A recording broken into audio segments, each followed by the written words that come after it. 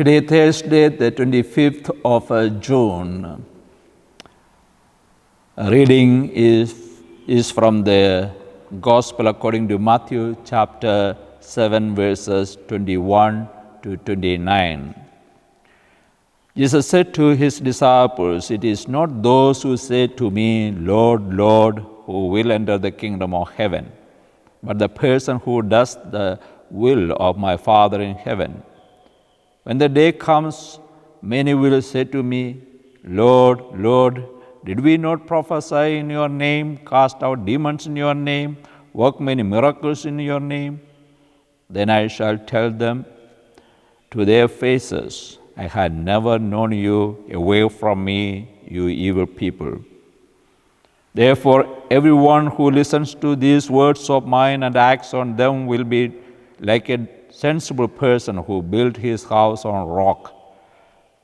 Rain came down, floods rose, gale blew and hurled themselves against that house, and it did not fall. It was founded on rock. But everyone who listens to these words of mine and does not act on them will be like a stupid person who built his house on sand. Rain came down, floods rose, gales blew and struck that house, and it fell. And what a fall it had." Jesus had now finished what he wanted to say, and his teaching made a deep impression on the people because he taught them with authority and not like their own scribes. The Gospel of the Lord. Today, with this Gospel passage, we conclude our meditation on the Sermon on the Mount. Here Jesus says, "It is not those who say, 'Lord, Lord,' who will enter the kingdom of God." It is not therefore enough to profess your faith with your lips. It needed to be founded on real actions of faith. And what could those actions be?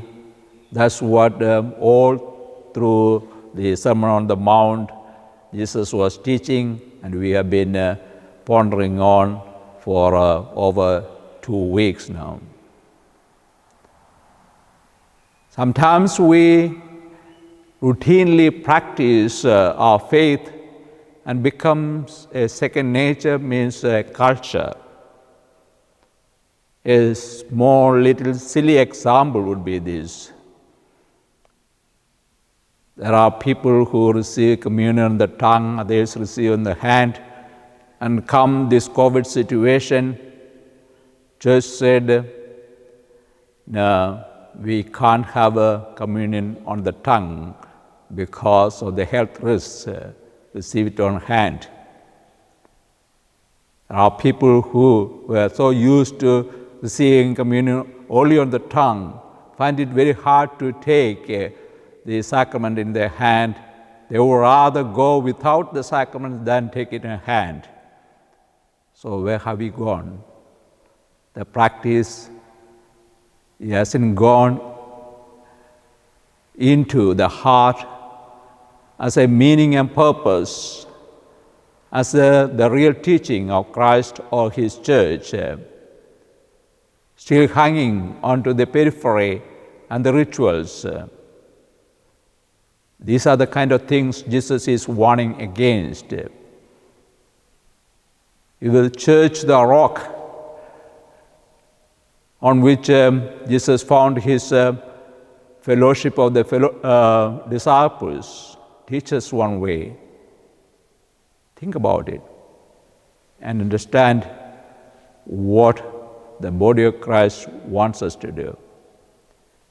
And if we are not firmly founded on the rock and are carried away by the flimsy practices, we are no different to people who build their houses on sand. So this perhaps is a time to look into ourselves and our practices and see how my profession of faith is the guidance and guideline for my true vision in my life, and how the life is rooted in Jesus rather than culture. And God bless us. Thank you.